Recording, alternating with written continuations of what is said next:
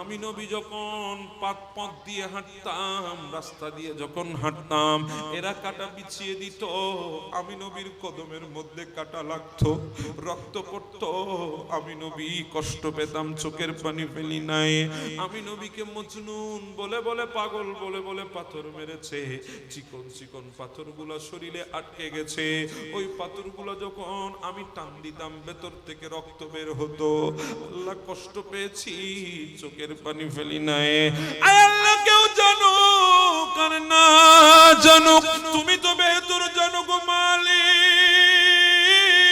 ওই তায়েফবাসীর আমি নবীর কদমে পাথর মারতো, বড় এক পাথর এসে আমার একটা কদমে যখন আঘাত লাগলো, ওই কদম থেকে যখন রক্ত বের হওয়া আরম্ভ করেছে, ওই কদম যখন রক্তাক্ত হয়ে গেল, আমি নবী ওই কদম আর জমিনে রাখতে পারি নাই। ওই কদমটা বটে নিলাম, এক কদমের উপরে দাঁড়িয়ে রইলাম। ওই কদমের উপরেও যখন পাথর মারলো, ওই কদমটাও যখন আঘাতপ্রাপ্ত হয়ে গেল, আমি নবী দুইটা কদম বটে হাঁটু গেড়ে জমিনে বসে গেলাম। আল্লাহ, জালেম হলেও অন্তরে তো মায়া আসতো, কিন্তু তাদের অন্তরে মায়া আসে নাই।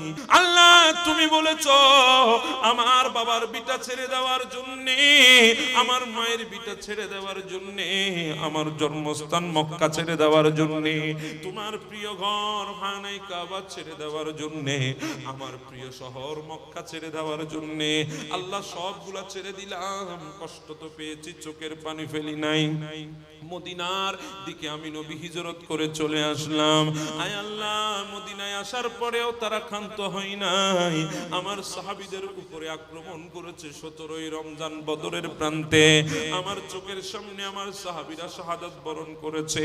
তুমি বিজয় আমাকে দিয়েছো, কিন্তু আমার সাহাবীদের ইন্তেকালে শাহাদাতে কষ্ট তো পেয়েছি, চোখের পানি আমি নবী ছাড়ি নাই। আল্লাহ, উহুদের ময়দানে আমার সাহাবীগুলোকে তারা শহীদ করেছে। আমার চাচা হযরতে হানজালা রাদিয়াল্লাহু, হযরতে আমির হামজা রাদিয়াল্লাহু তাআলা আনহু, উনার শরীরকে 700 টুকরা করেছে, কলিজাটা পর্যন্ত বের করে চাবিয়েছে। আমি নবী দেখেছি, কষ্ট তো পেয়েছি, চোখের পানি ফেলি নাই। আমার দিওয়ানা পাগল হানজালা বাসর রাত থেকে দৌড় দিয়েছে, ফরজ গোসলটা পর্যন্ত করে নাই। উহুদের ময়দানে আমি নবীকে শহীদ করেছে খবর পেয়ে হানজালা পাগলের মতো দৌড় দিয়েছে, শাহাদাত বরণ করেছে। কষ্ট তো পেয়েছি, চোখের পানি ফেলি নাই। আল্লাহ দন্দনটা শহীদ করে দিল, রক্ত পড়েছে। জিবরিল আমাকে কুলে করে উহুদের পাহাড়ের উপরে নিয়ে গেছে। আমি নবী তো দাঁত ভাঙার কষ্ট পেয়েছি, এরপরও তো চোখের পানি ফেলি নাই। আয় আল্লাহ, ক্ষুধার জ্বালায় পেটের মধ্যে পাথর বেঁধেছিলাম। একদিন আবু বকর এসে বলে, ইয়া রাসূলুল্লাহ, 3 দিন পর্যন্ত কিছু খাই নাই। ওমর এসে বলে, ইয়া রাসূলুল্লাহ, 3 দিন পর্যন্ত কিছু খাই নাই। আমার নবী বলে, আবু বকর, ওমর, তোমরা 3 দিন খাও নাই, আমি নবী তো 5 দিন পর্যন্ত খাই না। সাইয়েদনা আমিনা রাদিয়াল্লাহু তাআলা, উনি যখন গোট থেকে বের হতেন, আশেপাশে পাড়ার মানুষগুলা বলা বলি করত, আরে দেখো দেখো, আব্দুল্লাহর পুত্রবধূ আমেনা, ইনি আমাদের কুরাইশদের রসম মানে না, কুরাইশদের রসম সম্পর্কে ইনার কাছে কোনো জ্ঞান নাই, কোনো ধারণা নাই। মানুষ যখন কথাগুলো বলা বলি করছে, আব্দুল মুত্তালিব আমার রাসূলের দাদার কানের মধ্যে এসে কথাগুলো রাখলো। আব্দুল মুত্তালিব মা আমিনাকে ডাক দিয়ে বলে, ওগো আমার পুত্রবধূ, তুমি কি আমাদের কুরাইশের রসম সম্পর্কে জানো না?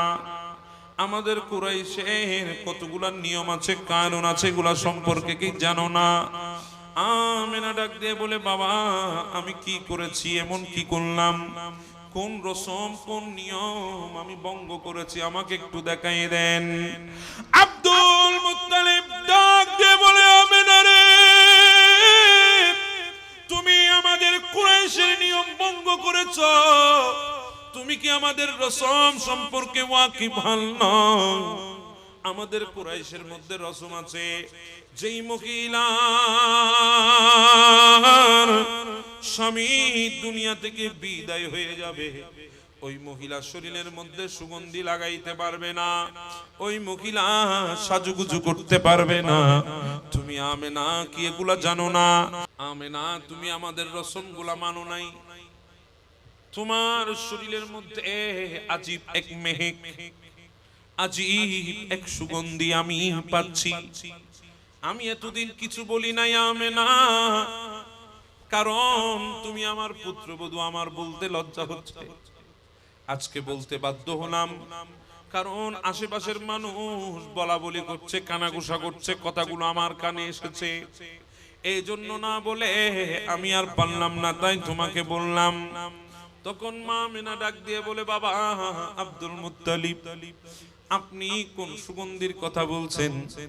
আমার শরীর থেকে যে সুগন্ধি বের হয় সেই সুগন্ধির কথা বলে। হ্যাঁ হ্যাঁ, বলে আব্দুল মুত্তালিব, আমার বাবা শুনুন শুনুন, শুধু শরীর কেন, এই কথা বলে মুখ থেকে একটু করে তুক মারলেন। তু যখন জমিনে পড়লো তখন আমেনা ডাক দিয়ে বলে, বাবা কিছু মনে না করবেন না, বেয়াদবি নেবেন না, আমি যে তুতু জমিনে ফেলেছি ওই তুতু থেকেও সুগন্ধি বের হচ্ছে। ও আমার বাবা, কেমন করে বুঝাইতাম আপনারে, আপনার বেটার আমানত যেদিন থেকে আমার গর্বের মধ্যে আসলো, আমি আমেনার ভেতরে পরিবর্তন আরম্ভ হয়ে গেছে। বাবা আমি কোনো সুগন্ধি লাগাই নাই, আমি কোনো আতর, গোলাপ জল, পারফিউম ব্যবহার করি নাই। যেদিন থেকে আপনার বেটার আমানত আমার গর্বের মধ্যে এসেছে, আমি আমেনার শরীর থেকে মেশকের চাইতে আরো বেশি সুগন্ধি বের হচ্ছে।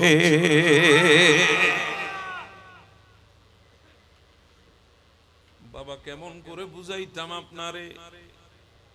আমি আমেনা যখন ঘরের মধ্যে থাকি, অন্ধকার যখন নেমে আসে, দেওয়ালের প্রত্যেকটা কন্যার থেকে আমাকে কে জানি সালাম দেয়। আমি আমেনা দেখি আমার ঘরের চারপাশে কে জানি ঘুর ঘুর করি আর আমাকে সালাম দে, আমাকে সালাম দে। ও বাবা আব্দুল মুত্তালিব, কেমন করে বুঝাইতাম আপনারে, কেমন করে বুঝাইতাম? আমি যখন ঘর থেকে বের হই, শাহী দরজার সামনে যায়, জঙ্গল থেকে বাঘ দৌড় দৌড়ে দৌড়ে এসে আমার কদমে চুমু দে আর আমাকে সালাম দে। ও আব্দুল মুত্তালিব, আমার শ্বশুর বাবা, কেমন করে বুঝাইতাম আপনারে? আমি যখন ঘর থেকে যখন জমিনের মধ্যে, উঠানের মধ্যে যখন কদম রাখি, আল্লাহর আসমানে একটা মেঘ এসে আমাকে ছায়া দে। বাবা কেমন করে বুঝাইতাম আপনারে? আপনার বেটার আমানত যেদিন থেকে আমার গর্বে এসেছে, ওই দিন থেকে আজিব আজিব এক অবস্থা আমার সাথে ঘটে। ও বাবা, আমি যখন কূপের কিনারায় পানি তুলতে যাই, আমি প্রত্যেক দিন তো পানি তুলি, আগেও পানি তুলতাম, কিন্তু এমন কোনোদিন হয় নাই আমি কূপের কিনারায় গিয়ে বালতি ফেলি, রশি দিয়ে বালতি বেঁধে ফেলি, এরপরে রশি টেনে টেনে আমি পানি তুলি। সুবহানাল্লাহ, কি অসুবিধা হচ্ছে আপনাদের? আমি বালতি টেনে টেনে পানি তুলি। কিন্তু বাবা, যেদিন থেকে আপনার বেটার আমানত আমার গর্বের মধ্যে চলে এসেছে, আমি যখন কূপের কিনারায় যাই, পানি বুটবুট করে করে কূপের মুখের মধ্যে চলে আসে। বাবা কেমন করে বুঝাইতো আপনার বেটার আমানত যেদিন গর্বে এসেছে, ওই দিন থেকে বাবা আমি যখন কূপের কিনারায় যাই, পানিগুলার মধ্যে পানি কূপের মুখে চলে আসে, আর পানি না জানি আমাকে বলছে, আমেনা তুমি কেন আমার কাছে এসেছো? তুমি যদি ইশারা করতা আমি তো তোমার ঘরে চলে যেতাম।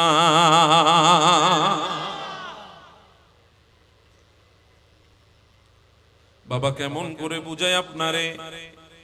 মা আমেনা ডাক দিয়ে বলে, বাবা আমি যখন কূপের কিনারায় যাই, আমার সেহেলিয়া যারা আছে, আমার বান্ধবী যারা আছে, আমার প্রতিবেশী যারা আছে, তারা আমাকে বলে, আমেনা যাস না, যাস না।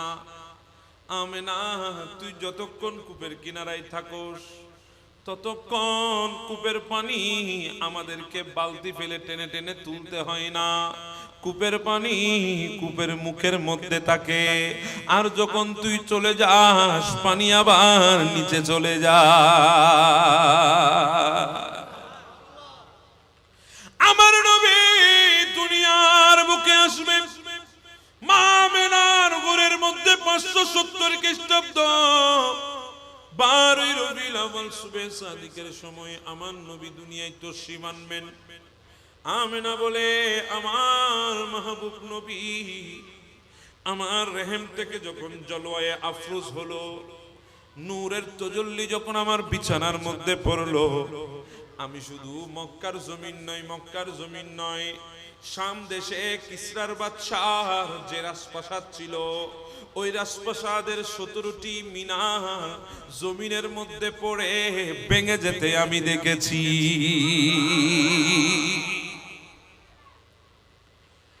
ফাতিমা বিনতে আব্দুল্লাহ বলে, আজীব এক অবস্থা দেখলাম 12 রবিউল আউয়াল 570 খ্রিস্টাব্দে সুবহে সাদিকের সময় আমি যখন ঘর থেকে বের হই, হঠাৎ দেখতেছি আসমানের তারকাগুলো নামতে নামতে নামতে মা আমেনার ঘরের ছাদে এসে গেছে।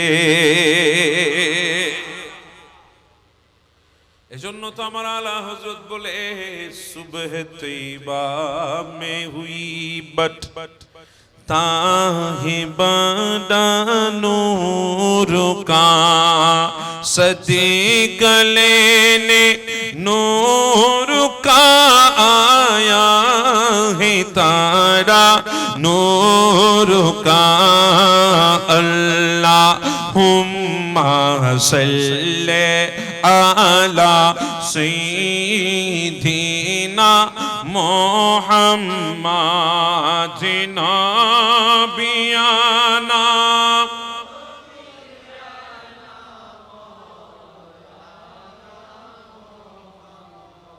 শুধু তাই না, মক্কার জমিনে একজন ইহুদি আগমন করেছে 1 বছর আগে। কয় বছর? 1 বছর পর্যন্ত মক্কার জমিনে ছিল।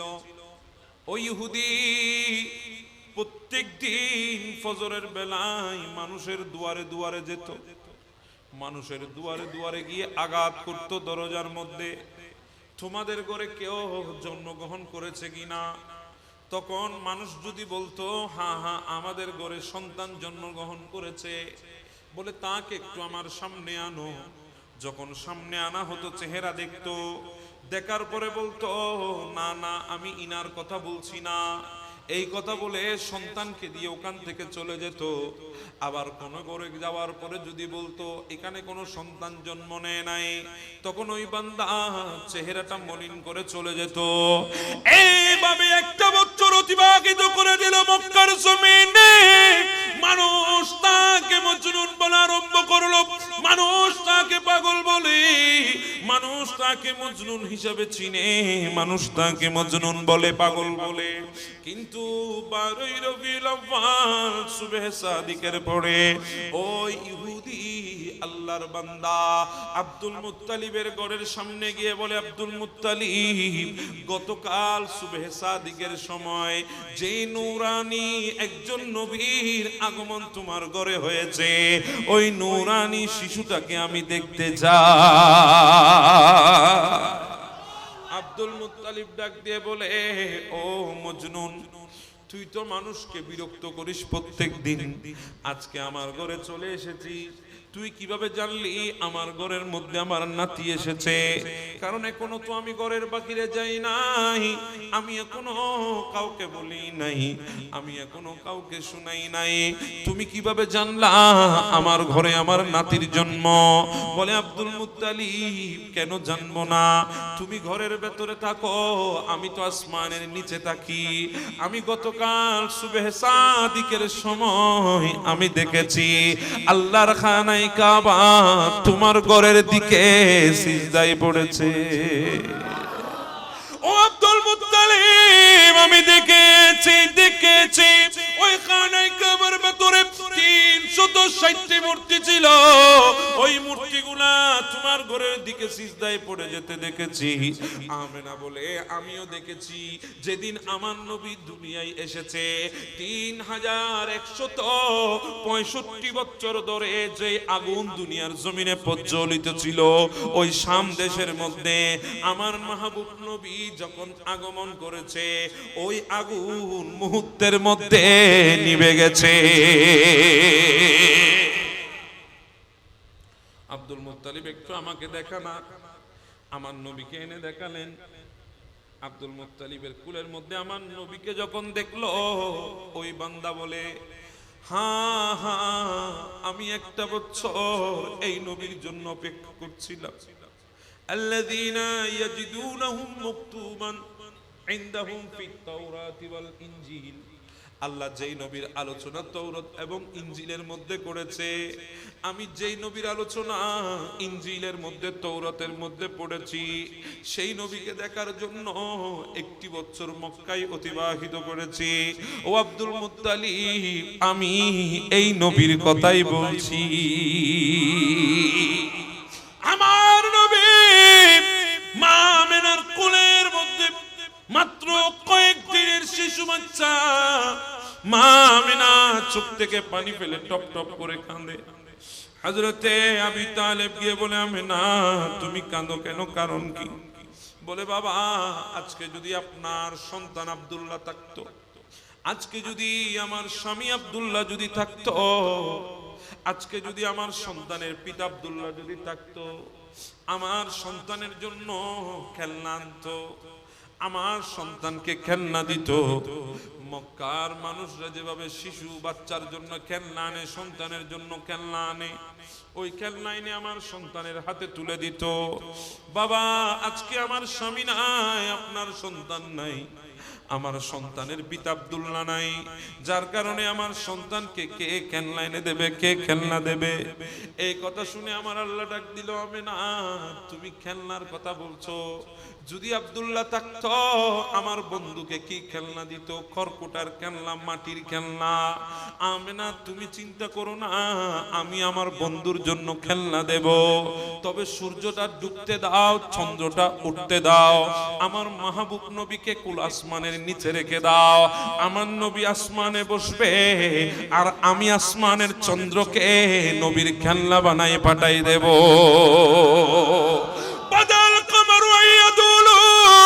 আমার নবী জমিনে বসবে আর আসমানের চন্দ্রের সাথে খেলবে। আবী তালিব বলে, আজীব এক দৃশ্য দেখলাম। আমার বাতিজা যেদিন উঠানের মধ্যে শুয়াইয়ে দিয়েছিলাম, আমি আবী তালিব দেখেছি আমার বাতিজা মুহাম্মদ সাল্লাল্লাহু আলাইহি ওয়াসাল্লাম জমিনে দুলনার মধ্যে শুয়ে শুয়ে শাহাদাত আঙ্গুলকে নাড়ে, আর চাঁদ আমার নবীর ইশারায় নাচতে থাকে।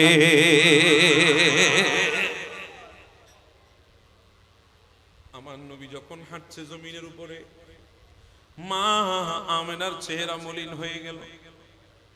আবী তালেব এসে ডাকছে, আপনি, আপনার চেহারা মলিন কেন, চোখের পানি কেন? বলে, ভাই, আজকে যদি তোমার ভাই আব্দুল্লাহ থাকতো, আমার স্বামী আব্দুল্লাহ থাকতো, আমার সন্তানের পিতা আব্দুল্লাহ যদি থাকতো, আজকে মক্কার মানুষেরা তাদের সন্তানগুলোকে হাতে ধরে ধরে বেড়াইতে নিয়ে যাচ্ছে।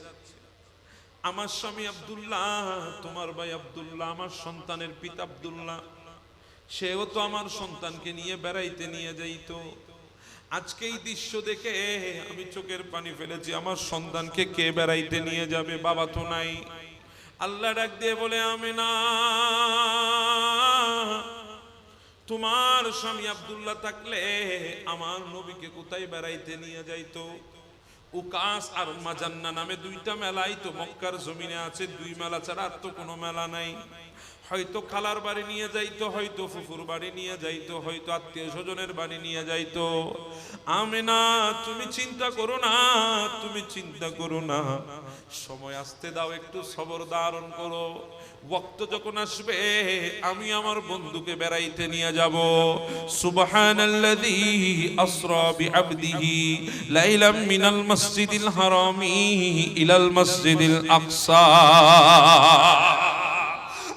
আমিও নিয়ে যাব আমার বন্ধুকে এই মসজিদে হারাম থেকে আকসা পর্যন্ত, আকসা থেকে প্রথম আসমান, প্রথম থেকে দ্বিতীয়, দ্বিতীয় থেকে তৃতীয়, তৃতীয় থেকে চতুর্থ, চতুর্থ থেকে পঞ্চম, পঞ্চম থেকে ষষ্ঠ, ষষ্ঠ থেকে সপ্তম, সিদরাতুল মুনতাহা, জান্নাত জাহান্নাম দাইম কা আরশ আজিম পেরিয়ে লামকানে এনে আমার নবীকে কিছু মালিকানা দিয়ে দেব। আমার নবীকে আটখানা জান্নাতের মালিকানা দান করে দেব। আমার নবীকে শাফাআতে কুবরার মালিকানা দিয়ে দেব। আমার নবীকে হাউজে কাউসারের মালিকানা দিয়ে দেব। আমার নবীকে আমি আল্লাহ কিয়ামতের ময়দানের বাদশা বানিয়ে দেব। আমার আল্লাহ ডাক দিয়ে বলে, হাবিব, আনা মালিক ইয়াউমিদ্দিন, আমি কিয়ামতের ময়দানের মালিক। ওয়া আনতা সাহিব ইয়াউমিদ্দিন, আর আপনাকে কিয়ামতের ময়দানের বাদশা বানিয়ে দিয়েছি। আমিনা আমার ঘর বেড়াইয়ে, আমার কুদরতের ঘরের মধ্যে বেড়াইয়ে আমার মাহবুব নবীকে আবার মক্কার জমিনে নিয়ে যাব। আমিনা, সময় আসতে দাও, ওয়াক্ত আসতে দাও, আমি হাবিবকে আমার ঘরের মধ্যে, লামকানের মধ্যে, আমার কুদরতের ঘরে নিয়ে আসব। আমার নবীকে গোটা জগতের মধ্যে আমি বেড়াইয়ে নিয়ে যাব। আমার নবী এমন এক নবী, যেই নবীকে আমার আল্লাহ গোটা কুল কায়নাত দেখিয়েছেন, গোটা কুল কায়নাতের সাইর করিয়েছেন। আমার নবী গোটা কুল কায়নাত দেখেছেন, সাইর করেছেন। আমার নবীকে আমার আল্লাহ হাবিবুল্লাহ বলে ডাক দিয়েছেন। হাবিব মানি কি জানেননি? হাবিব মানি ওয়ালা সাউফা ইউতিকা রাব্বুকা ফাতারদা, যতক্ষণ খুশি হবে না আল্লাহ ততক্ষণ দেবে।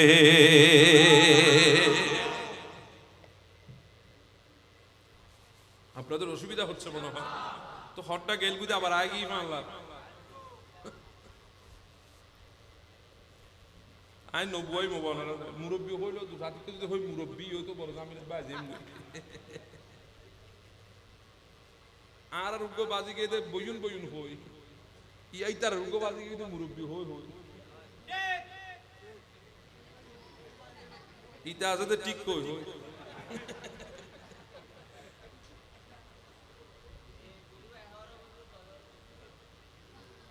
তুই ঠিক আছে আর বেগুন ব্যাটিক দেব।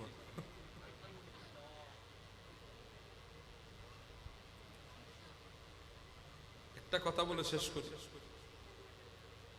আমার আল্লাহ আমার নবীকে ডাক দিলেন, হাবিব, প্রত্যেক নবী 40 দিন পর্যন্ত দুনিয়ার জমিনে থাকবেন। ইন্তেকালের কয়দিন পর্যন্ত? 40 দিন। এরপরে আমি আমার নবীগুলাকে আসমানের জগতে জান্নাতের মধ্যে নিয়ে আসি। কোন নবীকে প্রথম আসমানে, কোন নবীকে দ্বিতীয়, কোন নবীকে তৃতীয়, কোন নবীকে চতুর্থ, কোন নবীকে পঞ্চম, কোন নবীকে ষষ্ঠ, কোন নবীকে সপ্তম। হযরতে আদম সফিউল্লাহ যার ব্যাপারে আমার নবী বলে, আমি যখন মেরাজে গিয়েছি প্রথম আসমানে আমি দেখেছি আদম সফিউল্লাহকে, দ্বিতীয় আসমানে দেখেছি ঈসা রূহুল্লাহকে, তৃতীয় আসমানে দেখেছি ইদ্রিস আলাইহিস সালামকে, চতুর্থ আসমানে দেখেছি ইউসুফ আলাইহিস সালামকে, পঞ্চম আসমানে দেখেছি হারুন আলাইহিস সালামকে, ষষ্ঠ আসমানে দেখেছি মুসা কালিমুল্লাহকে, আর সপ্তম আসমানে দেখেছি ইব্রাহিম খলিলুল্লাহকে। এক এক নবীকে এক এক আসমানে নিয়ে এসেছি, জান্নাতে নিয়ে এসেছি। ইন্তেকালের 40 দিনের মাথায় হাবিব আপনিও তো দুনিয়া থেকে চলে আসবেন আমার কাছে, আমি আপনার জন্য জান্নাতুল ফেরদৌস রেখেছি। আমার নবী বলে, ও আল্লাহ, আমি যদি আপনার জান্নাতে চলে যাই, জানতে বড় মন চায় আমার উম্মত গুলা কোথায় থাকবে। বলে আপনি জান্নাতে চলে আসবেন, উম্মত জমিনে থাকবে। আমার নবী বলে, আল্লাহ আমি কিভাবে সহ্য করব? আমি জান্নাতে থাকব, আমার উম্মত গুলা জমিনে থাকবে, আমি নবী কিভাবে সহ্য করব? আল্লাহ কেউ জানো কার না জানো, আপনি তো বেহতর জানেন, আপনি তো ভালোই জানেন। ওগো আল্লাহ, দুনিয়ার বুকে আসলাম, আসার পরে জানতে পারলাম আমার বাবা আমাকে ছেড়ে চলে গেছে।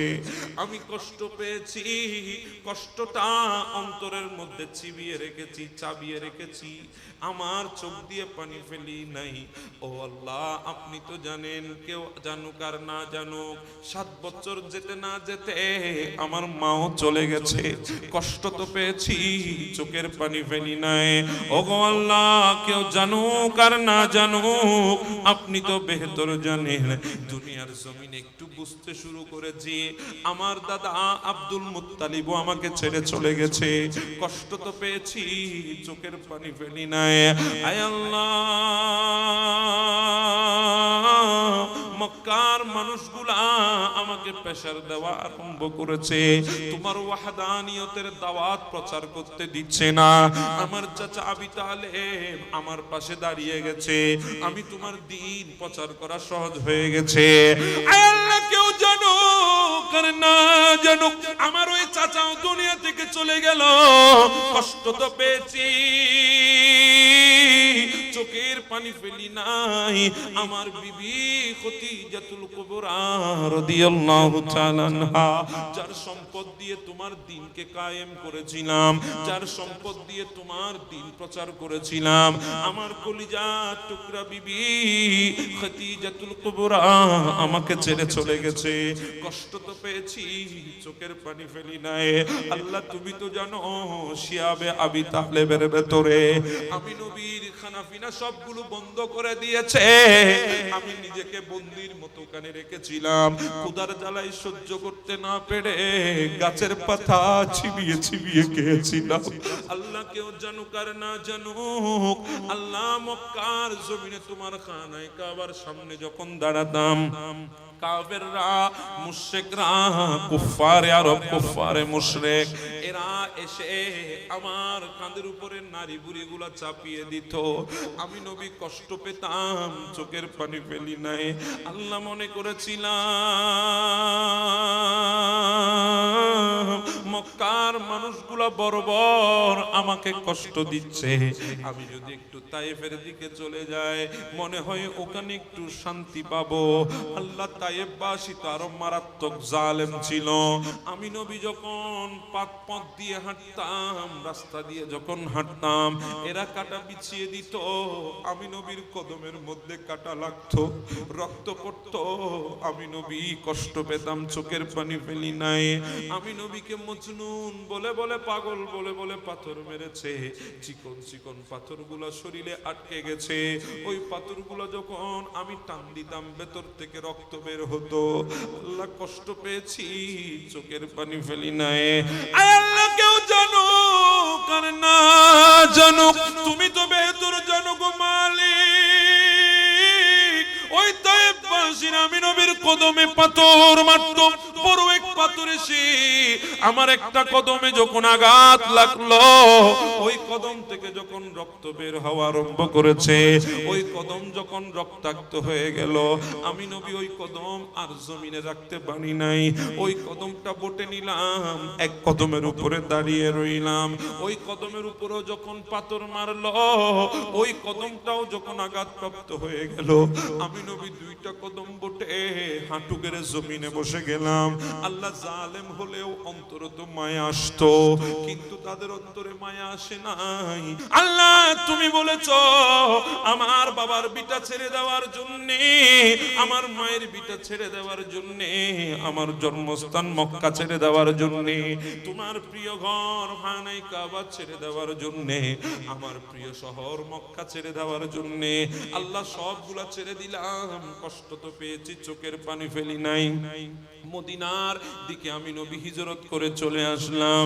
আয় আল্লাহ, মদিনায় আসার পরেও তারা ক্ষান্ত হয় নাই। আমার সাহাবীদের উপরে আক্রমণ করেছে 17ই রমজান বদরের প্রান্তে। আমার চোখের সামনে আমার সাহাবীরা শাহাদাত বরণ করেছে। তুমি বিজয় আমাকে দিয়েছো, কিন্তু আমার সাহাবীদের ইন্তেকালে শাহাদাতে কষ্ট তো পেয়েছি, চোখের পানি আমি নবী ছাড়ি নাই। আল্লাহ উহুদের ময়দানে আমার সাহাবীগুলোকে তারা শহীদ করেছে।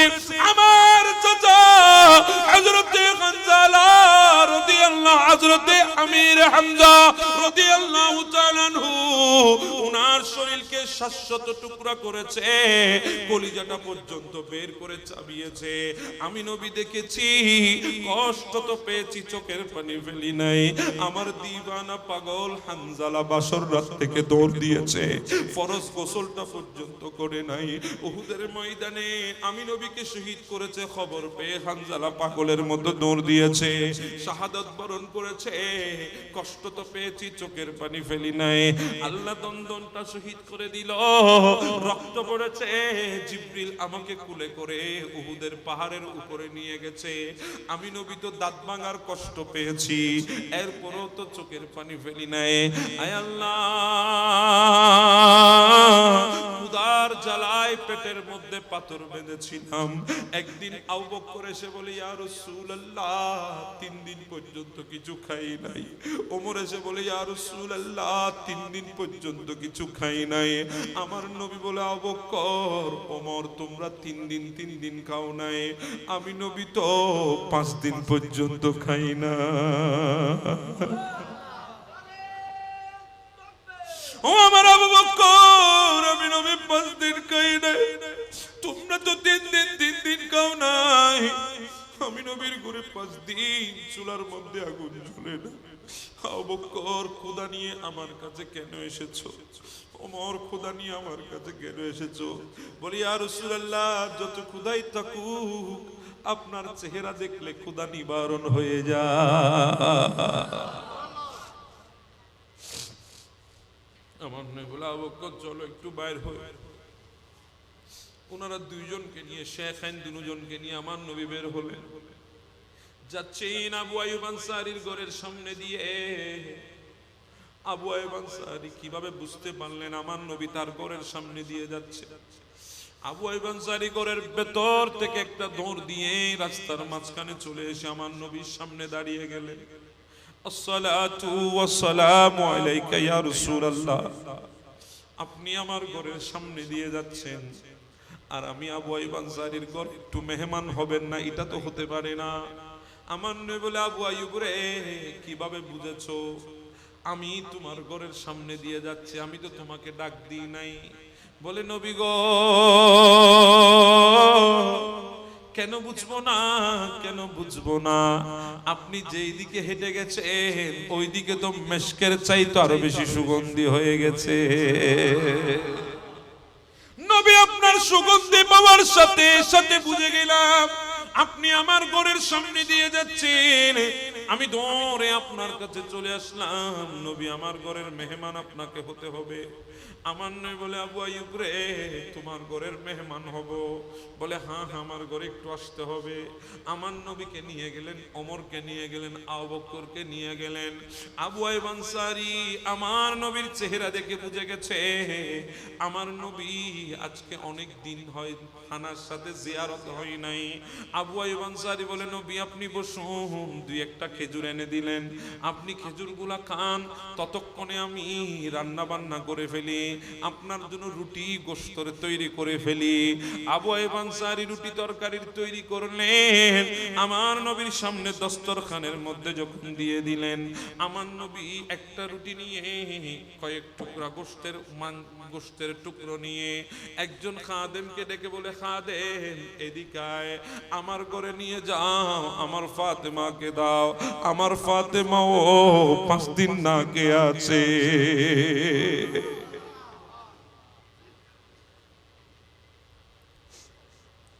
আমার নবী বলে, আল্লাহ কেউ জানুক আর না জানুক, আপনি তো বেহতর জানেন। আমার ফাতেমা না কে আছে, কষ্ট তো পেয়েছি, চোখের পানি ফেলি নাই, চোখের পানি ফেলি নাই। আপনি বলেছেন আমার হাসান, আপনি বলেছেন আমার হুসাইন, আপনার দ্বীনের খাতিরে কুরবান করতে হবে। আমি নবী রাজি হয়ে গেছি, কষ্ট তো পেয়েছি, চোখের পানি ফেলি নাই। আল্লাহ 63 বছর হায়াতে জিন্দেগির মধ্যে দফায় দফায় কষ্ট, প্রত্যেকটা সেকেন্ডে সেকেন্ডে কষ্ট, পরীক্ষা ইমতিহান, প্রত্যেকটা সময়ে আপনার দরবারে ইমতিহান দিয়েছি, প্রত্যেকটা সময়ে মুসিবতের মোকাবেলা করেছি, কষ্ট তো পেয়েছি, চোখের পানি ফেলি নাই। আর যখনই হাত তুলে বলতাম রব্বি হাবুলি উম্মতি, তখন তো আর চোখের পানি ধরে রাখতে পারি না। আল্লাহ যে উম্মত গুলোর জন্য চোখের পানি ফেলে ফেলে কেঁদেছে, আজকে আপনি বলছেন ওই উম্মত গুলাকে জমিনে রেখে আমি জান্নাতে চলে যাব। আল্লাহ কেমন করে যাব গো মালিক, উম্মত ছেড়ে যেতে পারবো না। আল্লাহ আমি আপনার জান্নাত চাই না, আমি কিয়ামত পর্যন্ত আমার গুনাহগার উম্মত গুলাকে নিয়ে মদিনায় ঘুমিয়ে থাকবো। আমার আল্লাহ বলে, আপনি আসবেন না? বলে না, আসবো না। বলে ঠিক আছে, না আসলে অসুবিধা নাই, আপনার জন্য আমি জান্নাত প্যাকেট করে পাঠিয়ে দিচ্ছি।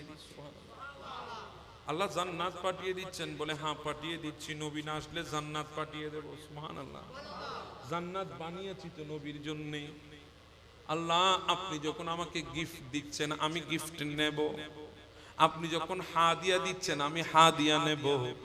আল্লাহ আপনি দিলে অস্বীকার করতে পারবো না, কারণ আপনি খালেক, আমি মখলুক, আপনি স্রষ্টা, আমি সৃষ্টি।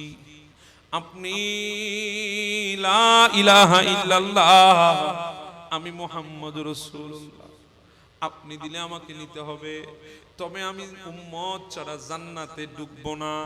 চাই জান্নাত উপরে হোক, চাই জান্নাত নিচে হোক, উম্মত ছাড়া কিন্তু ঢুকবো না।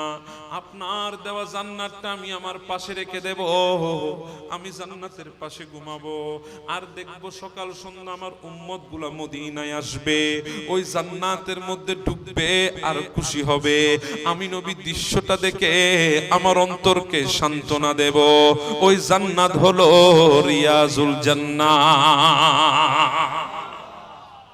সব চাইতে বড় নিয়ামত, দয়া, করুণা, রহমত, সেটা হচ্ছে 12ই রবিউল আউয়াল 570 খ্রিস্টাব্দে আমার আল্লাহ যেটা আমাদের উপর করেছেন, আমার মাহবুব নবীকে পাঠিয়ে। এর চাইতে বড় নিয়ামত, করুণা পৃথিবীর বুকে না আগে আল্লাহ দিয়েছেন, না আগামীতে দেওয়ার কোনো প্রোগ্রাম আছে, আসবে না। আল্লাহ তো দ্বিতীয় কোন নিয়ামত আল্লাহ বানাই নাই আমার নবীর মতো। আমরা তো আজকে এখানে এসে খুশি উদযাপন করছি, আপনারা মাহফিলে বসে খুশি উদযাপন করছেন, সামিয়ানার নিচে বসে খুশি উদযাপন করছেন, আল্লাহর এই জমিনের উপরে বসে খুশি উদযাপন করছেন। তো আমরাও তো দুনিয়ার জমিনে এসে আল্লাহর নবীর উম্মত হয়েছি এমনটি নয়। আমরা দুনিয়ার বুকে এসে আমার নবীর উম্মত হিসাবে স্বীকৃতি পেয়েছি এমনটি নয়।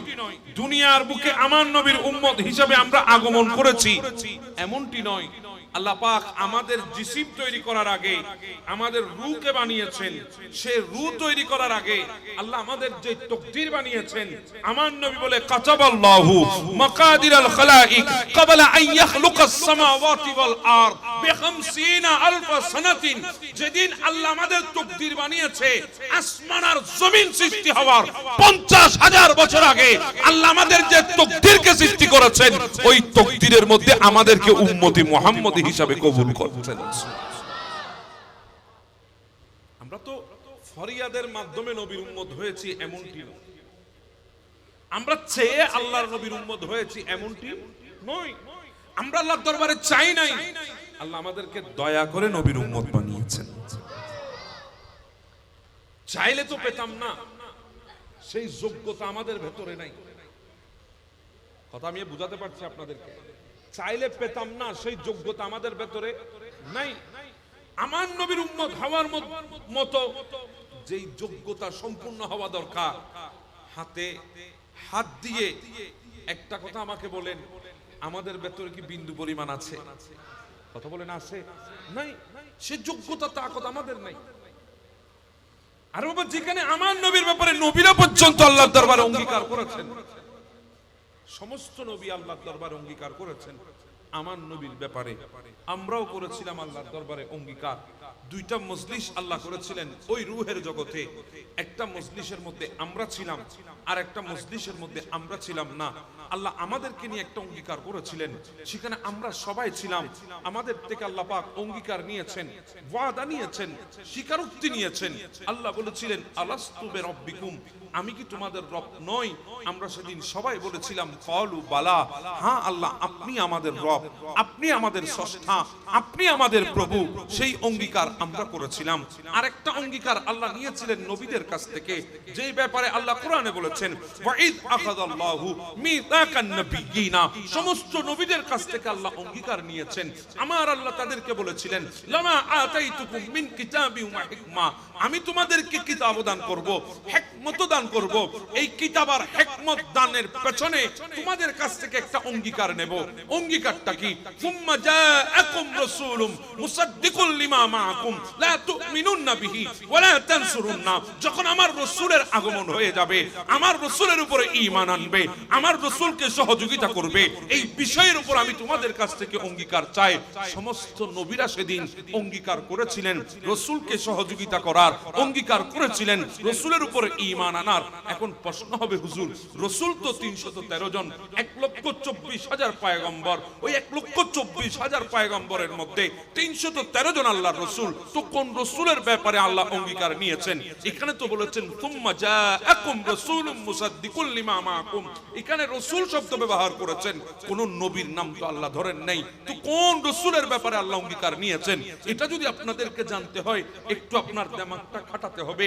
যেই দিমাগটা আপনি এখন গোটা পৃথিবীর পেছনে ব্যয় করেন, যেই দিমাগটা আপনি ফেসবুকের পেছনে ব্যয় করেন, যেই দিমাগটা আপনি ইনস্টাগ্রামের পেছনে ব্যয় করেন, ওই দিমাগটা এখানে কাটাতে হবে।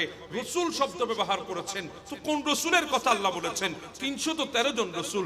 এখন যদি আপনি রাসূলদের কালিমার দিকে যান, দেখবেন কোন রাসূলের কালিমার মধ্যে শব্দ রাসূল আল্লাহ ব্যবহার করে নাই। কোন নবীর কালিমার মধ্যে শব্দ রাসূল আল্লাহ আনে নাই। আদম সফিউল্লাহর কালিমা যদি দেখেন, লা ইলাহা ইল্লাল্লাহ, আদম সফিউল্লাহ। হযরত নূহ আলাইহিস সালামের কালিমা যদি দেখেন, লা ইলাহা ইল্লাল্লাহ, নূহ নজিউল্লাহ। হযরত দাউদ আলাইহিস সালামের কালিমা যদি দেখেন, লা ইলাহা ইল্লাল্লাহ, দাউদ খলিফাতুল্লাহ। এইভাবে ইব্রাহিমের কালিমা যদি দেখেন, লা ইলাহা ইল্লাল্লাহ, ইব্রাহিম খলিলুল্লাহ। ইসমাঈলের কালিমা যদি দেখেন, লা ইলাহা ইল্লাল্লাহ, ইসমাঈল জবিউল্লাহ। মূসা আলাইহিস সালামের কালিমা যদি দেখেন, লা ইলাহা ইল্লাল্লাহ, মূসা কালিমুল্লাহ। ঈসা রূহুল্লাহর কালিমা যদি দেখেন, লা ইলাহা ইল্লাল্লাহ, ঈসা রূহুল্লাহ। এইভাবে ৩১৩ জন রাসূলের কালিমা যদি দেখেন, কোন কালিমার মধ্যে, কোন নবীর কালিমার ভেতরে আল্লাহ শব্দ রাসূল ব্যবহার করে নাই। যখন আমার নবীর কালিমা আসলো, আল্লাহ বলে, লা ইলাহা ইল্লাল্লাহ মুহাম্মাদুর রাসূলুল্লাহ। তো এই রাসূলের ব্যাপারে আল্লাহ অঙ্গীকার নিয়েছেন, সুম্মা জাআকুম রাসূলুন, যখন রাসূল আসবে, আপনারা আপনাদের নবুয়তের গদিকে ছেড়ে সেই নবীর হাতে হাত দিয়ে কলমা পড়ে নেবেন, সেই নবীকে সহযোগিতা করবেন। সুরে বলেন। এই কথাটাই আল্লাহ বলে দিয়েছেন। তো সেজন্য বলতে চেয়েছিলাম, এমন এক রাসূলের উম্মত আল্লাহ আমাদেরকে বানিয়েছেন, যে রাসূলের ব্যাপারে আল্লাহ রাসূলদের কাছ থেকে, আম্বিয়াদের কাছ থেকে আল্লাহ অঙ্গীকার নিয়েছেন, আল্লাহ ওয়াদা নিয়েছিলেন, আল্লাহ ওনাদের কাছ থেকে স্বীকারোক্তি নিয়েছিলেন। এই যে এত বড় নবী আমরা পেয়ে আমাদের তো খুশির সীমা না থাকার কথা, আমাদের তো খুশি উদযাপন করার কথা, কিন্তু বড় আফসোস আজকে সেখানে আমাদের দলের মধ্যে একদল উঠে বলে সেও মুসলমান, মুসলমান, সেও নিজেকে মুমিন দাবি করে, সেই উঠে আজকে বলছে রাসূলের ওয়াফাতের দিনে তুমি ঈদে মিলাদুন নবী করো কোন যুক্তিতে? রাসূলের ইন্তেকালের দিনে তুমি খুশি উদযাপন করো কোন দুঃখে, কোন সুখে, কোন যুক্তিতে? আমি তাদেরকে একটা কথা বলতে চাই, যিনি দুনিয়া থেকে চলে গেছে তার মাতম মানানো জায়েজ, যিনি দুনিয়া থেকে চলে গেছে তার সুখ করতে হবে, যিনি দুনিয়া থেকে চলে গেছে মারা গেছে ইন্তেকাল হয়ে গেছে তার মাতম করতে হবে। আমার নবী তো জিন্দা নবী। কথা বলেন না বাবা, ঠিক না ঠিক? আমার নবী তো জিন্দা নবী। এখন বলবেন হুজুর কোত্থেকে দলিল দিলেন? আমাদের হুজুরও তো হাজার হাজার দলিল আপনাদের সামনে পেশ করেছে, সেই শুরু থেকে এখন পর্যন্ত চলছে আমার নবী হায়াতুন নবীর উপরে। কিন্তু আমাদের দলিল বাদ দেন, তাদের মৌলানা সাহেব কি লিখেছে, ওই দেওবন্দ মাদ্রাসার বাণী যাকে বলা হয়, আবুল কাসেম নানুতুবি যাকে বলা হয়, ওনার কিতাব আবে হায়াতের মধ্যে তিনি লিখেছেন আমার নবী জিন্দা। যদি আমার নবীকে এক সেকেন্ডের জন্য যদি মুর্দা মনে করে, তাহলে এই গোটা দুনিয়া এটা তছনছ হয়ে যাবে, দুনিয়া থাকবে না যদি আমার নবী হায়াতের মধ্যে না থাকে। কিন্তু একটা কথা, হায়াতটা উপরে হোক, হায়াতটা নিচে হোক, আমার নবীর হায়াতে জিন্দেগির মধ্যে এখনো আছেন। আমার নবী আমাদেরকে দেখছেন, আমার নবী আমাদের সম্পর্কে জানেন, আমাদের নবী আমাদের সম্পর্কে জানেন, আমার নবী আমাদের সম্পর্কে দেখতেছেন, আমার নবী আমাদের সম্পর্কে সমস্ত কিছু আমার নবী অবজারভেশন করতে পারছেন। না হলে তো এমন হাদিস আসতো না, মা মিন আহাদিম ইউসাল্লিমু আলাইয়া ইল্লা রাদ্দুল্লাহি আলাইয়া রূহি হাত্তা আরুদ আলাইহিস সালাম। উম্মত যখন সালাম দেয়, নবী রওজায়ে পাকের ভেতরে বসে বসে সালামের উত্তর দেয়। আর একটু জোরে বলি না সুবহানাল্লাহ। এমন এক নবী আল্লাহ আমাদেরকে পাঠিয়েছেন, এমন এক নবীর উম্মত আল্লাহ আমাদেরকে বানিয়েছেন। তো আমাদের তো গোটা জিন্দেগিটা নবীর আগমনের খুশি উদযাপন করার কথা ছিল, গোটা জিন্দেগিটা নবীর খুশিতে কাটানোর কথা ছিল। কিন্তু আফসোসের বিষয় কি জানেন, সেই নবীর আগমনে আমরা একটু মিলাদুন নবী করছি, সেই নবীর আগমনে আমরা একটু জশ্নে জুলুসে ঈদে মিলাদুন নবীর র্যালি বের করেছি। আজকে তারা সেই জশ্নে জুলুসের র্যালির মধ্যে এমন ভাবে হামলা চালিয়েছে, একজন দুনিয়া থেকে বিদায় হয়ে গেছে, বৃদ্ধ মানুষের মাথা পাঠিয়ে দিয়েছে। ভাই এমন অপরাধ করে ফেললাম মিলাদুন নবীর জুলুস বের করে, এমন অপরাধ করে ফেললাম মিলাদুন নবীর মাহফিল করে, আমাদেরকে মেরে ফেলতে হবে, আমাদের রক্ত জড়াতে হবে, আমাদেরকে মেরে রক্ত জড়িয়ে কোন ইসলাম তুমি বাংলার জমিনে কায়েম করতে চাও? কথা বলেন ঠিক না? ঠিক না? তুমি কোন ইসলাম, কোন ইসলামের ব্যাপারে তোমার সেই বক্তব্য রাখতে চাও?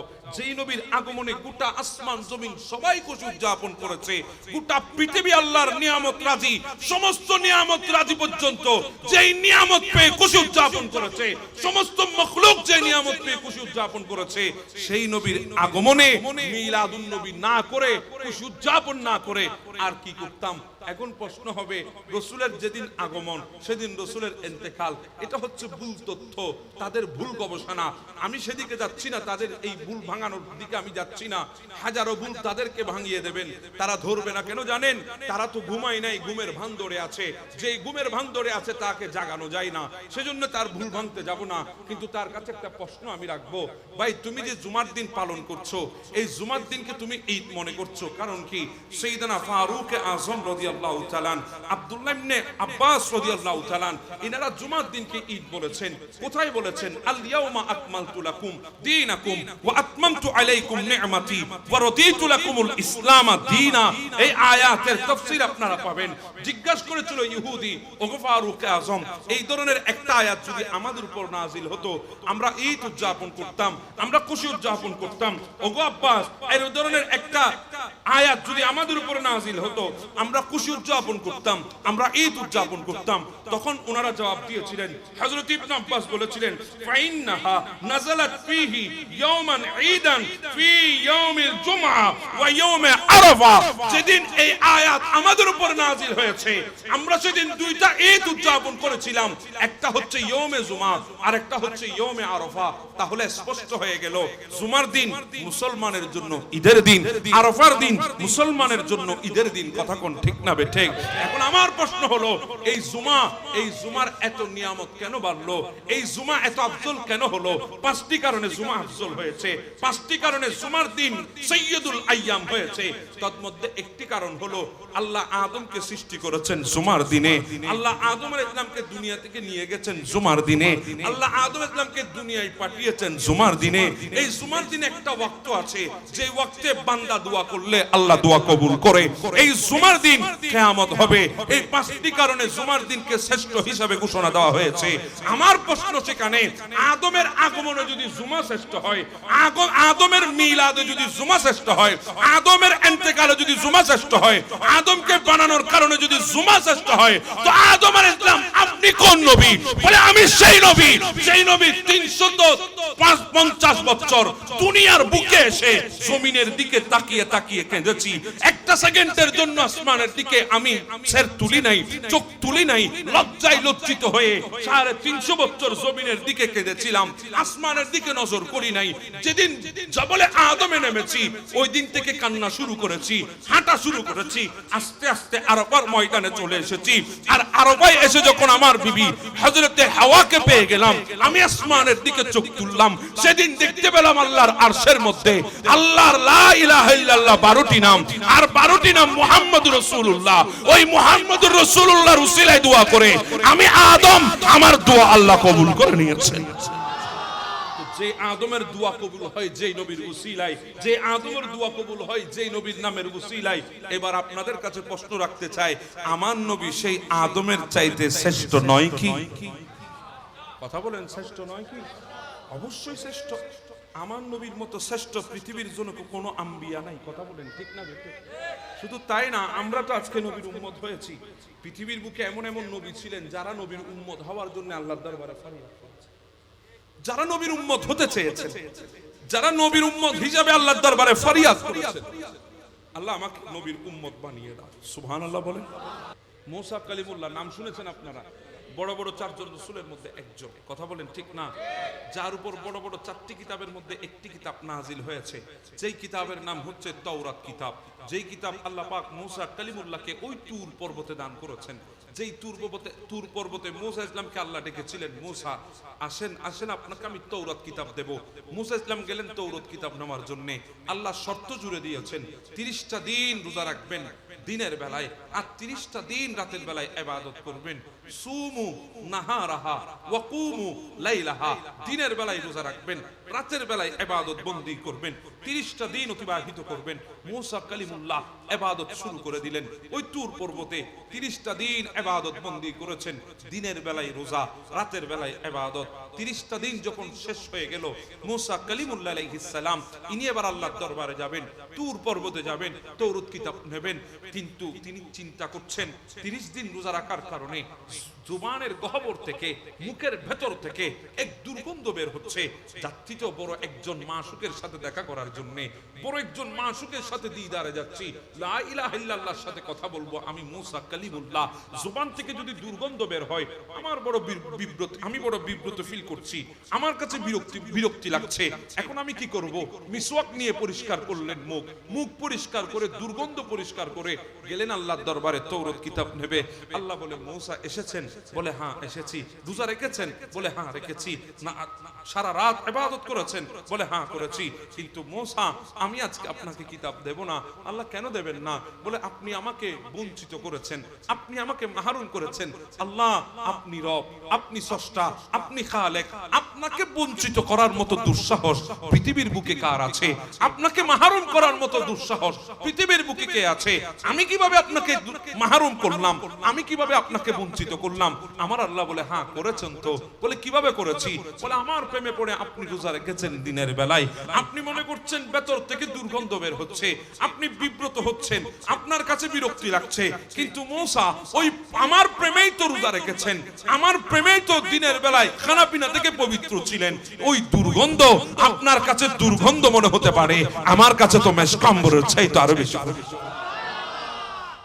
আমাকে সেই মেশকাম্বরের থেকে আজকে মাহরুম করেছেন, সেই খুশবু থেকে আপনি আমাকে বঞ্চিত করেছেন, মুসা আজকে আর দেব না। আল্লাহ তাহলে তো আমি ভুল করে ফেলেছি। বলে হ্যাঁ যান, আরো 10 দিন বাড়িয়ে দিলাম, আরো 10 দিন আপনি দিনের বেলায় রোজা রাখবেন, রাতের বেলায় ইবাদত করে আমার কাছে আসবেন, এরপরে আমি আপনাকে তৌরাত দেব। 10 দিন অতিবাহিত করে গেলেন, ইবাদত বন্দি করেছেন, সিয়াম সাধনা করেছেন। এরপরে হযরতে মুসা কালিমুল্লাহ গেলেন আল্লাহর দরবারে, আল্লাহ দিয়ে দিলেন ওনাকে কিতাব, তৌরাত কিতাব। তো এত বড় একজন রাসূলের কথা আমি আপনাদেরকে শোনাচ্ছি।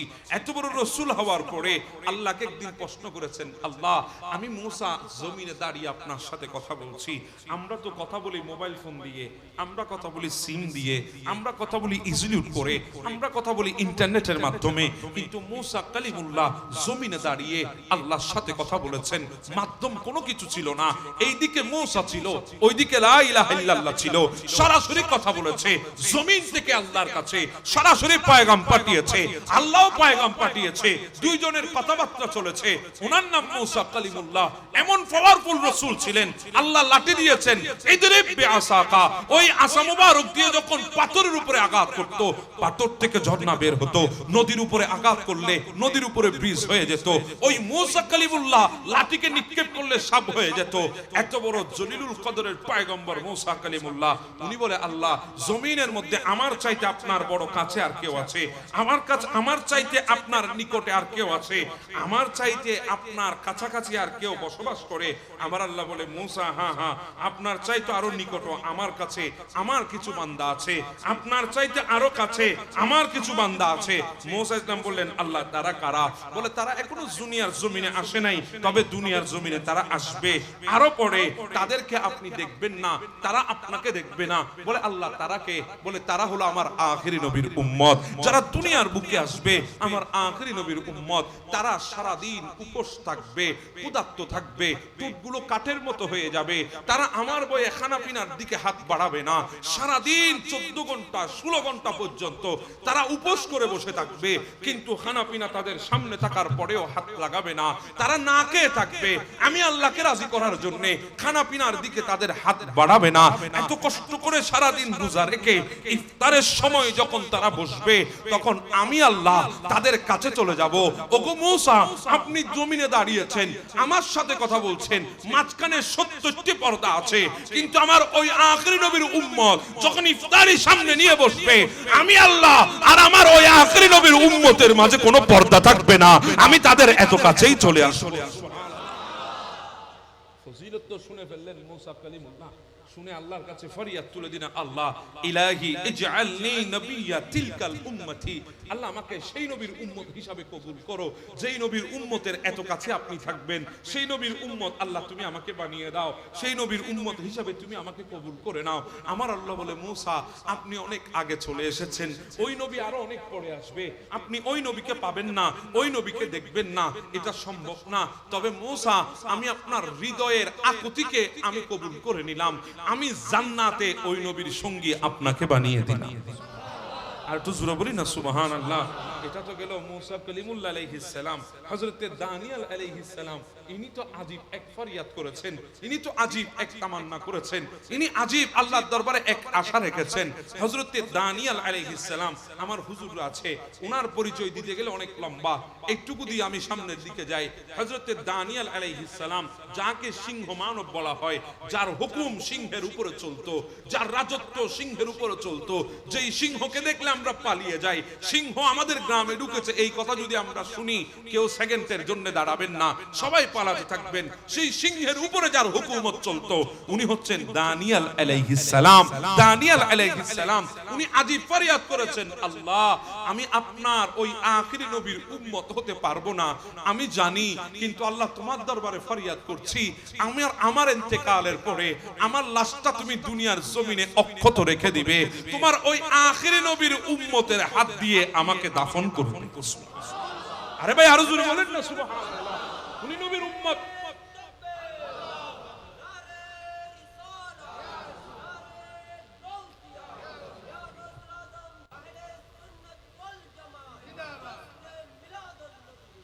উনি উম্মত হতে চায় নাই, উনি আমার নবীর উম্মতের হাতের ছোঁয়া চেয়েছে। বাবা কেমন করে বুঝাইতাম আপনাদেরকে, আপনারা কত তকদিরওয়ালা, আপনারা কত শ্রেষ্ঠ। পৃথিবীর বুকে আপনাদের চাইতো অনেক বড় বড় হায়াত প্রাপ্ত অনেক উম্মত চলে গেছে। অনেক সময় ধরে দুনিয়ার জমিনে ছিল 400, 500, 1000 বছর, 5000 বছর পর্যন্ত হায়াত পেয়েছে। উস বিন উনুকের মতো ব্যক্তি ছিল পৃথিবীর বুকে। বডি কত বড় ছিল, দেহ কত বড় ছিল, সাগরের মধ্যখানে নেমে গেলে হাঁটুর নিচে পানি থাকতো। এত বিশাল দেহের অধিকারী ছিল, এত বেশি বেশি হায়াত পেয়েছিল। কিন্তু আল্লাহ কোন নবীর উম্মতকে এই সার্টিফিকেট দেয় নাই। আমরা গুনেগার, আমরা বদকার, আমরা জিয়াকার, হায়াত কম, সায়েন্স কম, বুঝি কম, ছোট, সব চাইতে নিকৃষ্ট। আল্লাহ বলে কুনতুম খায়রা উম্মাতিন, তোরাই হলি শ্রেষ্ঠ উম্মত। জোরে বলেন সুবহানাল্লাহ। বাবা নবীর মিলাদুন নবী বাদ দেন, শুধু কুনতুম খায়রা উম্মাতিন যেই নবীর নিসবতের কারণে পেয়েছি, যেই নবীর উসিলায় পেয়েছি, এই কুনতুম খায়রা উম্মাতিন এটা শুকর আদায় করলে তো হায়াত চলে যাবে, ইন্তেকাল হয়ে যাবে, দুনিয়া থেকে চলে যাব, পুলিশ সাথ হয়ে যাব, এরপরেও ওই কুনতুম খায়রা উম্মাতিনের শুকর আদায় হবে। কথা বলি না ঠিক না বেঠিক? বলছিলাম দানিয়েল আলাইহিস সালাম ফরিয়াদ করেছে, আল্লাহ আমাকে আখিরি নবীর উম্মত তের হাত দিয়ে দুনিয়া থেকে নিয়ে যাবে, দাফন করবে। 2500 বছর, 2500 বছর আল্লাহ ওনাকে রেখে দিয়েছেন পৃথিবীর উপরে, জমিনের উপরে রেখে দিয়েছেন।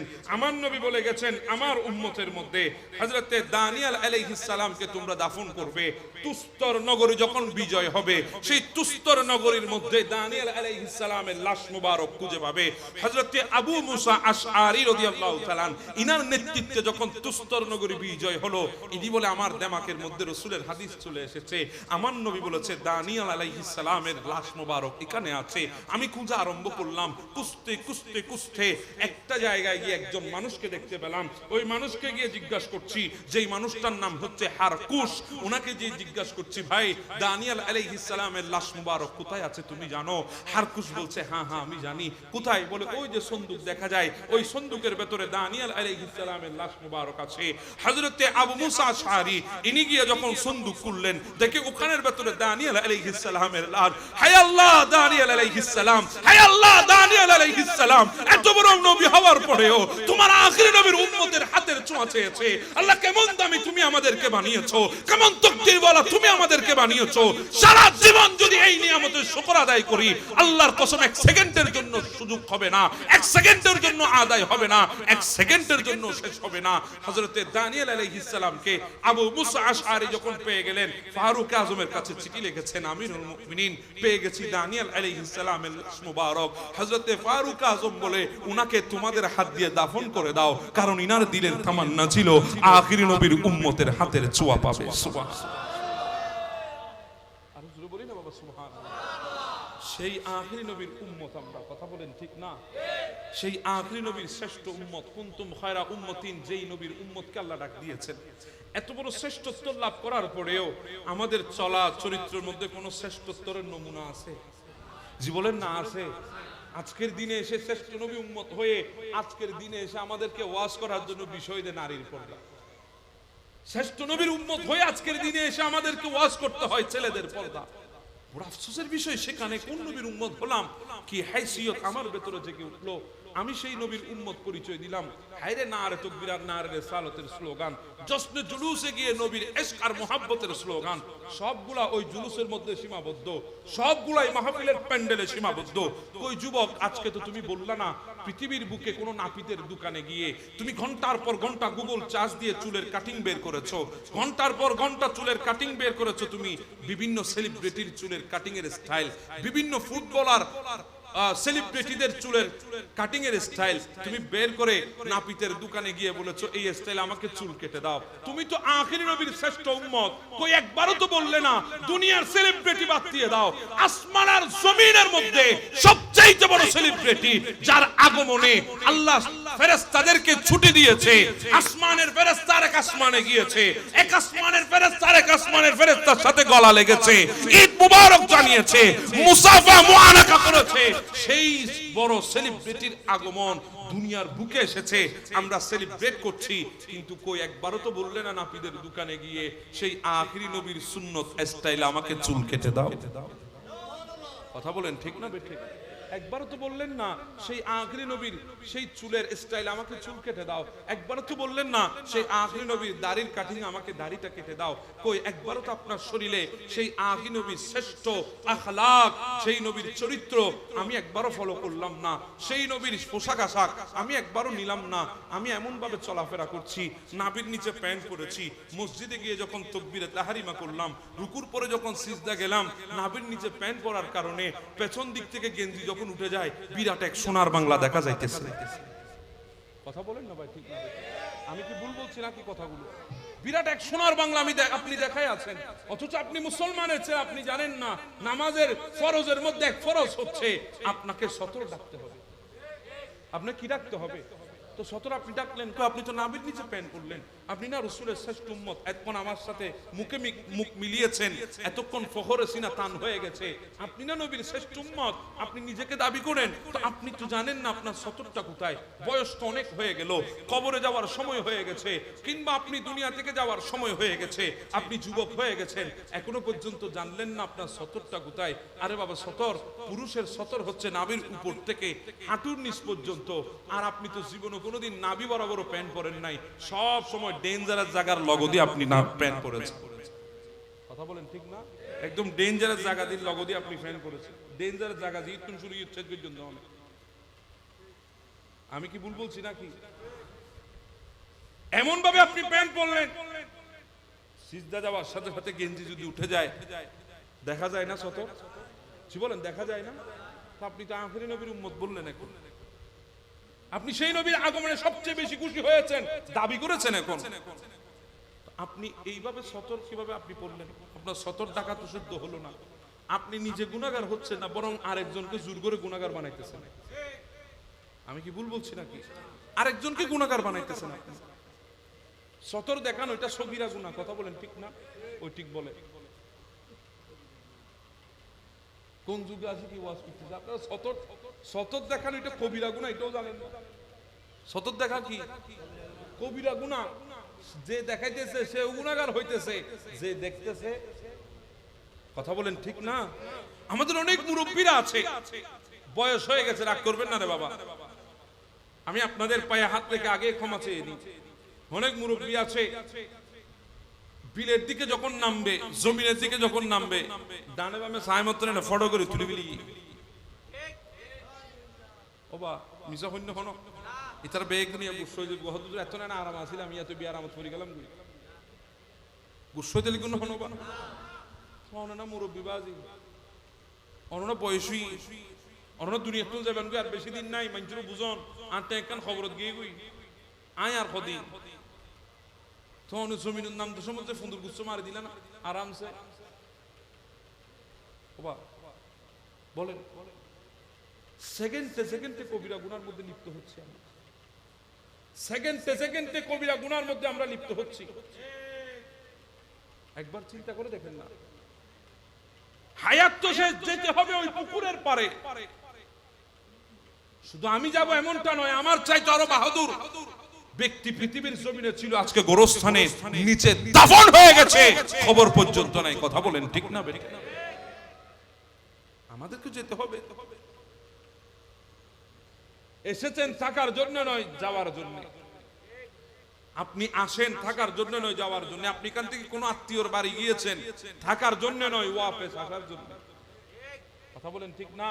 তো আমরাও এসেছি দুনিয়ার জমিনে থাকার জন্য নয়, যাওয়ার জন্য। তো যাইতে হলে যাওয়ার মতো যাইতে হবে। কথা বলেন ঠিক না? আমাদের অনেক মা বোন আছেন, ইনারা মনে করেন শুধু আমরা ফর্দার কথা বলি, মনে হয় এটা আলেমরা বলে না, এমনটা না। এটা কোনো আলেম ফরজ করে নাই, ডাইরেক্ট আল্লাহ ফরজ করেছেন এই বিধান। আমার আল্লাহ ফরজ করেছেন পর্দার বিধান। আপনার উপরে নামাজ যেমন ফরজ, আপনার উপরে পর্দাও তেমন ফরজ। তো বড় আশ্চর্যের বিষয়, আপনি হাদি সাহেব, আপনি গাজী সাহেব, আপনার ঘরের মানুষ, স্ত্রী, আপনার ঘরের মেয়ে, আপনার ঘরের যারা মহিলা আছেন, ইনারা বেপরদায় চলাফেরা করছেন। আপনার হাজি, আপনার গাজী, এগুলোর মধ্যে কোনো ফরক আসতেছে না। আপনি এগুলো মানুষকে বলেন, ফহর করেন মানুষের সামনে, অথচ আপনার ঘরের মানুষগুলো আজকে বেপরদা হয়ে রাস্তাঘাটে বের হয়ে গেছে। আসলে আমি কি ভুল বলছি? আমার হুজুর এখানে বসা আছেন, এগুলার দায়ভার আপনাদেরকে নিতে হবে কিয়ামতের ময়দানে। কারণ আপনার মেয়ে সেদিন বলবে আমার বাবা আমাকে শিক্ষা দেয় নাই পর্দা, আপনার বিবি বলবে আমার স্বামী আমাকে বাধ্য করে নাই পর্দার জন্য। বেপর্দা হয়ে আজকে বের হয়ে গেছে মার্কেটে। একটা জিনিস মনে রাখবেন, জিনিস যত দামি হয় ওই দামি জিনিস তত বেশি সিকিউর ভাবে রাখা হয়, গোপন জায়গায় রাখা হয়। আমার আল্লাহ দুনিয়ার জমি একটা দামি জিনিস বানিয়েছেন, সেই দামি জিনিসটা হচ্ছে আমাদের মা বোন। কেমন দামি জানেন? আমি স্বর্ণ এনে আমার ড্রয়িং রুমের টেবিলে রাখবো না, আমি টাকা এনে আমার ড্রয়িং রুমের টেবিলে রাখবো না, এগুলো আমি আমার ঘরের একটা গোপন জায়গা সন্দুকের ভেতরে আমি রাখবো, লকারের ভেতরে আমি রাখবো। কারণ এগুলো আমার কাছে সবচেয়ে বেশি দামি, এগুলো আমার কাছে সবচাইতে বেশি মূল্যবান, সেজন্য আমি সেখানে রাখবো। তো আমার আল্লাহ বল দুনিয়ার জমিনে যারা নারী জাতি আছে তাদেরকে আল্লাহ বড় মূল্যবান বানিয়েছেন, আল্লাহ তাদেরকেও বড় দামি বানিয়েছেন। এজন্য আমার আল্লাহ তাদেরকে পর্দা দিয়ে পর্দার ভেতরে রেখেছেন। কেন? কারণ এটাই হচ্ছে সেই গর্ব, যেই গর্বে পর্দার মধ্যে থাকলে ওই গর্ব দিয়ে আল্লাহর বলি বের হবে। সুবহানাল্লাহ। আমি কি বুঝাতে পারছি আপনাদেরকে? মা ফাতেমাতুজ জোহরার কথা যদি আমি বলি আপনাদেরকে, আসমানের চন্দ্র কোনোদিন দেখে নাই, আসমানের চন্দ্র কোনোদিন যাকে দেখে নাই, আসমানের সূর্য যাকে কোনোদিন দেখে নাই। আমরা তো মা ফাতেমাতুজ জোহরার কথা বলে চোখের পানি ফেলি, ইনাকে আসমানের চন্দ্র দেখে নাই, আসমানের সূর্য কোনোদিন দেখে নাই। ইনি এমন এক মহিলা ছিলেন, দুনিয়া থেকে চলে যাবেন, স্বামীকে বলেছেন স্বামী আমাকে রাত থাকতে থাকতে জানাজা দিয়ে তাড়াতাড়ি আমাকে দাফন করবেন, যাতে আমার শরীরের সাইজ কিরকম এটাও যাতে মানুষ না জানে। কথা বুঝতেছেন আমার কথা? এগুলো আপনাদের কাছে আজীব মনে হবে, বলবেন হুজুর 2024 আসি কোন ওয়াজ করতেছেন আপনি? আল্লাহ আমাদেরকে বোঝার তৌফিক দান করে দেন। আর একটু জোরে বলি না আমিন। আসলে আপনাদেরকে একটু রাসূলের আগমনের দিকে নিয়ে যাই। আরে বাবা আপনারা মিলাদুন নবী করছেন, ছোট ছোট লাইট দিয়ে জমিন সাজিয়েছেন, ডেকোরেশনের দোকান থেকে ভাড়া করে আনা লাইট দিয়ে জমিন সাজিয়েছেন। আল্লাহ বলেন ইন্না যায়্যানাস সামাআদ দুনিয়া বিজিনাতিল কাওয়াকিব, আমি নবীর আগমনে আসমানের মধ্যে তারকা দিয়ে নবীর মিলাদুন নবীর লাইটিং সাজিয়েছি।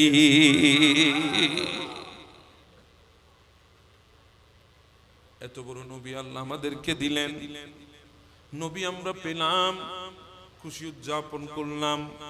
সেই খুশি তখন বরাবর আদায় হবে, হক বরাবর আদায় হবে যেদিন আমার গালের মধ্যে নবীর সুন্নত দাড়ি থাকবে। কথা বলেন ঠিক না বেঠিক?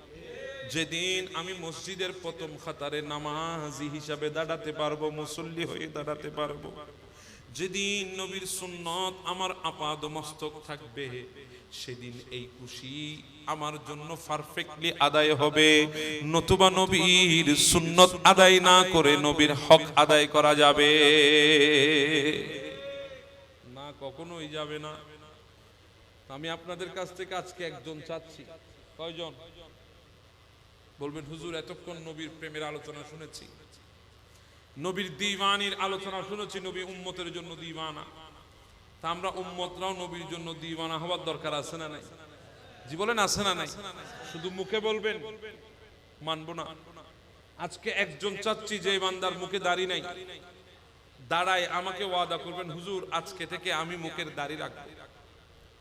একজন, সির্ফ একজন, একজন যুবক আমাকে হাত তুলে আজকে ওয়াদা দিতে হবে, না হলে এই ওয়াজের কোনো অর্থ নাই, এই মাহফিলের কোনো সার্থকতা নাই। এতক্ষণ নবীর প্রেমে চোখের পানি ফেলেছেন, হৃদয় ঘামিয়েছেন, চোখের পাতা ঘামিয়েছেন, এগুলা সব সফল হবে যখন একজন ভাই উঠে আমাকে ওয়াদা দিতে পারবে, যার গাড়ি দাঁড়িয়ে আগে থেকে নাই এখন থেকে দাঁড়িয়ে রাখবে। একজন আমাকে উঠে ওয়াদা দেন, একজন। আবার কি রে তুরো দাঁড়িয়ে একদম ধন্যবাদ, তুই কা ডিস্টার্ব করে দিস ভাই। একজন আমাকে ওয়াদা, হাসবেন না, ওটা হাসিন মাহফিল না, হাসছেন কেন? একজন আমাকে ওয়াদা দেন, একজন, একজন দেখাতে হবে আজকে। একজনও নাই, একজনও নাই। হায় আল্লাহ, কই একজন আমাকে ওয়াদা দিতে হবে, দাঁড়িয়ে এগুলার ওজন কি কয়েকশো কেজি? বলেন না কয়েকশো কেজি? দাঁড়িয়ে রাখলে কি স্মার্ট কম দেখা যায়? আমাদের অনেক যুবক ভাই আছেন বলে হুজুর এখনো বিয়ে করি নাই, প্রেমও করলাম না। মাশাআল্লাহ, মারহাবা। নাম কি? জি বুঝি নাই। শাহাদাত হোসেন, আপনি এদিকে আসেন, আপনি মঞ্চে চলে আসেন। নারে তাকবীর, নারে রিসালাত, নারে গাউসিয়া, ঈদে মিলাদুন নবী। আজকের মাহফিল সার্থক, আলহামদুলিল্লাহ বলেন সবাই। বাস আজকের মাহফিল সার্থক, এই একজনের উসিলা আজকের মাহফিল সার্থক। এদিকে আসে, আর ফুল দিন দে, ফুলই নিকে দাও না। আর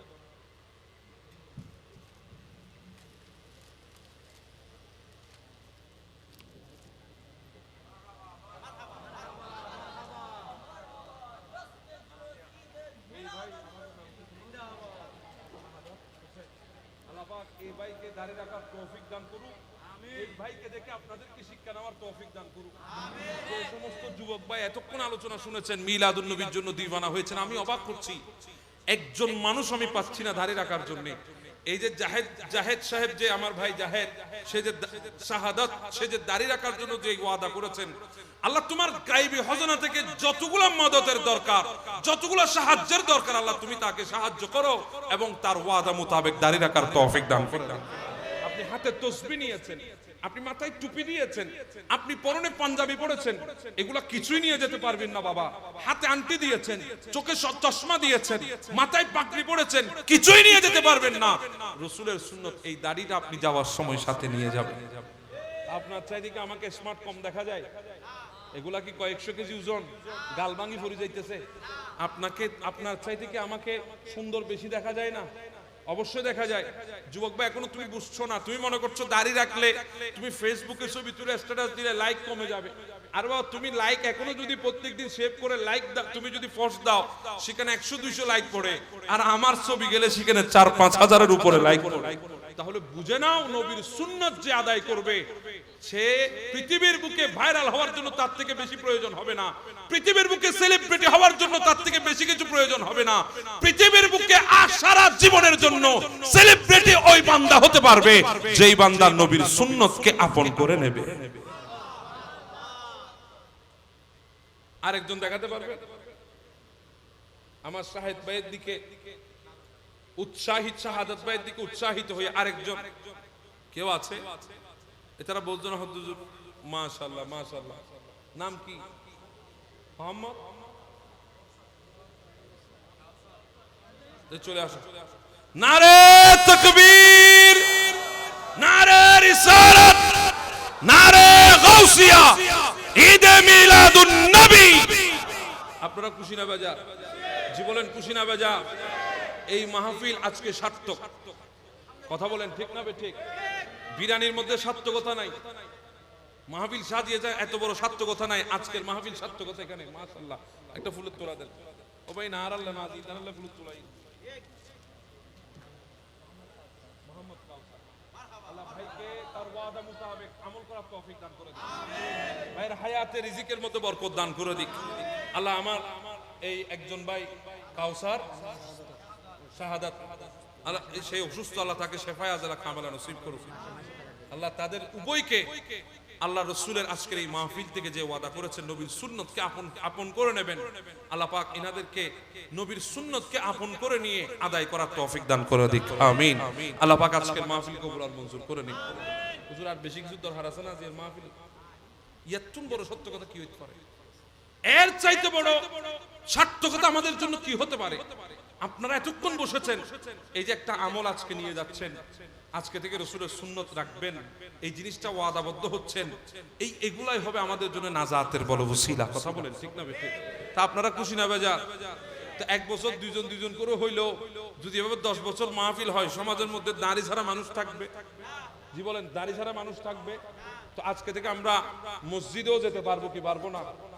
যে আওয়াজে বলেন না, আমার একটা নামাজ ফরজ নয় না, ওই ননার একটু না নামাজ পড়ো, তো ওইলি যাইতে পারিবেন না, তাই 8 টাইম তুলে হনছে হারা যাইতে পারিবেন। মাশাআল্লাহ, কোন আর তো বিদ্য নব তারা ব্যাগ কিনা আর দি সারা দিয়ে দেয়, তারা ব্যাগ কিনা আর দি সারা দিয়ে দেয়।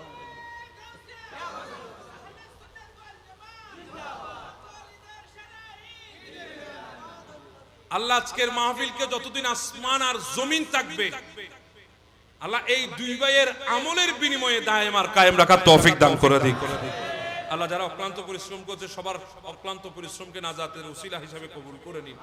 আমার হুজুর এতক্ষণ বসা ছিলেন, আল্লাহ হুজুরের হায়াতে হুজুরের সেহতে আল্লাহ পাক কোটি কোটি গুণ বরকত দান করে দিন। আজকের মাহফিলকে আল্লাহ কবুল আর মঞ্জুর করেন, আমিন। আসুন আমরা একটু দাঁড়াই।